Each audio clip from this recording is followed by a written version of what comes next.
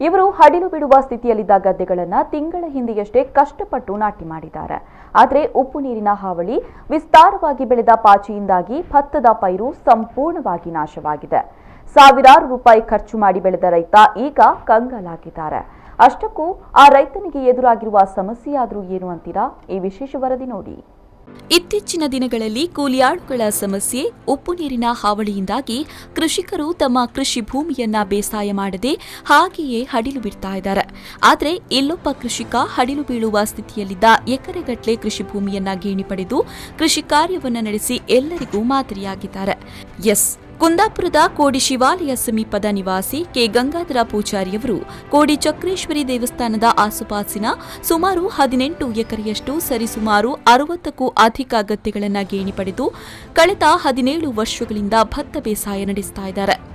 ಗಂಗಾಧರ ಪೂಜಾರಿಯವರು ಹಂಗಳೂರಿನಲ್ಲಿ ಉದ್ಯಮವನ್ನ ನಡೆಸುವುದರ ಜೊತೆಗೆ ಮಳೆಗಾಲದ ಬಿಡುವಿನ ವೇಳೆಯಲ್ಲಿ ಪ್ರತಿ ವರ್ಷಕ್ಕೂ ನಾಟಿ ಕಾರ್ಯದಲ್ಲಿ ತೊಡಗಿಕೊಳ್ತಾರೆ. ಸ್ವತಃ ಟಿಲ್ಲರ್ ಮೇಲೆ ಕೂತು ಗದ್ದೆ ಉಳುಮೆ ಮಾಡುವುದರಿಂದ ಹಿಡಿದು ಭತ್ತದ ನಾಟಿಗೆ ಪೂರಕವಾದ ಎಲ್ಲಾ ಕೆಲಸವನ್ನ ಗಂಗಾಧರ ಪೂಜಾರಿಯವರೇ ಮಾಡ್ತಾರೆ.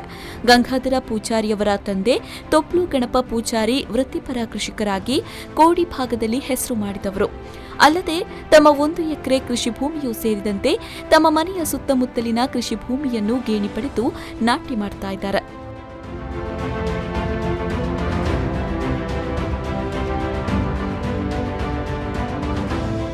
ಸುಮಾರು 17 ವರ್ಷಗಳಿಂದಲೂ ನಿರಂತರವಾಗಿ ಹಡಿಲು ಬೀಳುವ ಸ್ಥಿತಿಯಲ್ಲಿದ್ದ ಗದ್ದೆಗಳನ್ನು ಗೇಣಿ ಪಡೆದು ಭತ್ತ ನಾಟಿ ಮಾಡ್ತಾ ಇರುವ ಗಂಗಾಧರ ಪೂಜಾರಿಯವರು ಇದೇ ಮೊದಲ ಬಾರಿಗೆ ಪಾಚಿಕಾಟದಿಂದಾಗಿ ಅಪಾರ ನಷ್ಟವನ್ನು ಅನುಭವಿಸುವಂತಾಗಿದೆ. ಭತ್ತದ ನಾಟಿ ಮಾಡಿದ ಬಳಿಕ ಗದ್ದೆಯಲ್ಲಿ ಹೆಚ್ಚು ನೀರು ನಿಲ್ಲದಂತೆ ತಗ್ಗು ಪ್ರದೇಶದ ಗದ್ದೆಗಳಿಗೆ ನೀರನ್ನು ಹಾಯಿಸಲಾಗುತ್ತೆ. ಮೊದಲು ಒಂದೇ ಗದ್ದೆಯಲ್ಲಿ ಪಾಚಿ ಆವರಿಸಿದ್ದು ಗದ್ದೆಯಲ್ಲಿ ಹೆಚ್ಚಾದ ನೀರು ಇನ್ನೊಂದು ಗದ್ದೆಗೆ ಹಾಯಿಸಿದ್ರಿಂದ ಒಂದೇ ಭಾಗದಲ್ಲಿರುವ ಸುಮಾರು 6-7 ಗದ್ದೆಗಳಿಗೂ ಪಾಚಿ ವಿಸ್ತರಿಸಿದೆ. ಇದರಲ್ಲಿ 3 ಗದ್ದೆಗಳಲ್ಲಿ ನೇಜಿ ಸಂಪೂರ್ಣವಾಗಿ ನಾಶವಾಗಿದೆ. ಪಾಚಿ ಸಮಸ್ಯೆಯ ಗಂಭೀರತೆ ಎಷ್ಟಿತ್ತೆಂದರೆ ನಾಟಿ ಮಾಡಿರುವ ಗದ್ದೆಗಳ ಮೇಲೆ ಕಣ್ಣು ಹಾಯಿಸಿದ್ರೆ ನಾಟಿ ಮಾಡಿರುವ ಕರುಗಳೇ ಸಿಗ್ತಾ ಇಲ್ಲ. ಅಷ್ಟರ ಮಟ್ಟಿಗೆ ಪಾಚಿ ತನ್ನ ಪ್ರಭಾವವನ್ನ ಬೀರಿದೆ. ಇನ್ನು ಗದ್ದೆಯಲ್ಲಿರುವ ಪಾಚಿಯನ್ನ ಮೇಲಕ್ಕೆತ್ತಿ ಹಾಕಲಾಗ್ತಾ ಇದೆಯಾದರೂ ಅದು ಇನ್ನಷ್ಟು ವ್ಯಾಪಿಸ್ತಾ ಇದೆ. ಮೇಲೆತ್ತಿ ಹಾಕಿದಷ್ಟು ದುಪ್ಪಟ್ಟು ವ್ಯಾಪಿಸುವ ಪಾಚಿಯಿಂದಾಗಿ ಕೃಷಿಕ ಗಂಗಾಧರ ಪೂಜಾರಿ ಹೈರಾಣಾಗಿದ್ದಾರೆ. ಹೋದ ವರ್ಷ ಒಂದು ಗದ್ದೆಯಲ್ಲಿ ಸ್ವಲ್ಪ ಪಾಚಿ ಸಮಸ್ಯೆ ಇದೆ. ಈ ವರ್ಷ ಇಡೀ 3 ಎಕರೆ, ನೀವೀಗ ನೋಡಿದಿರಲ್ಲ, 3 ಎಕರೆ ಪ್ರದೇಶದಲ್ಲೂ ಸಹ ಪಾಚಿ ಬೆಳೆದು ನಮಗೆ ಸಮಸ್ಯೆ ಆಗ್ತದೆ.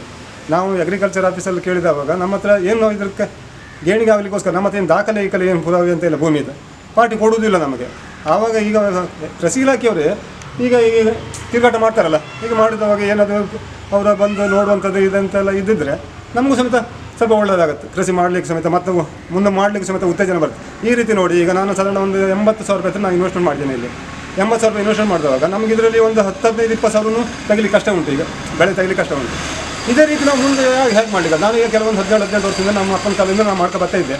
ಏನೋ ನಮಗೋಸ್ಕರ ನನಗೆ ಬೇರೆ ಫೀಲ್ಡ್ ಉಂಟು, ಬೇರೆ ನನಗೆ ಉದ್ಯೋಗ ಉಂಟು, ಅದಕ್ಕೋಸ್ಕರ ನನಗೆ ನಡೆದು ಹೋಗ್ತದೆ. ಈಗ ನಾನು ಇದನ್ನೇ ನಂಬಿ ಇದನ್ನೇ ಮಾಡೋದಾದರೆ ನನಗೆ ಇದರಲ್ಲಿ ಏನು ಸಮೇತ ಆಗುವುದಿಲ್ಲ. ಮತ್ತು ಕೃಷಿಯವರಿಗೆ ಕೃಷಿಯೆಲ್ಲ ಮಾಡ್ತಾರಲ್ಲ, ಅವರಿಗೆ ಸ್ವಲ್ಪ ಉತ್ತೇಜನ ಕೊಟ್ಟರೆ ಅವರು ಮುಂದೆ ಬರಬೇಕು. ಚಕ್ರೇಶ್ವರಿ ದೇವಸ್ಥಾನ ಸಮೀಪದ ಸುಮಾರು 3 ಎಕರೆ ಗದ್ದೆಯಲ್ಲಿ ಈ ಸಮಸ್ಯೆ ಕಾಣಿಸಿಕೊಂಡಿದ್ದು, ಇದಕ್ಕೆ ಉಪ್ಪು ನೀರಿನ ದಾಂಗುಡಿಯು ಪ್ರಮುಖ ಕಾರಣವಾಗಿದೆ.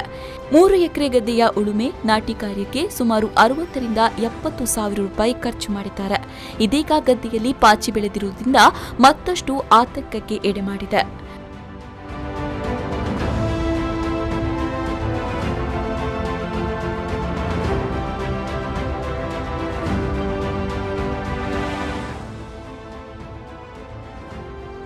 Srikanth Hemmadi, V4 news 24/7 Kundapura.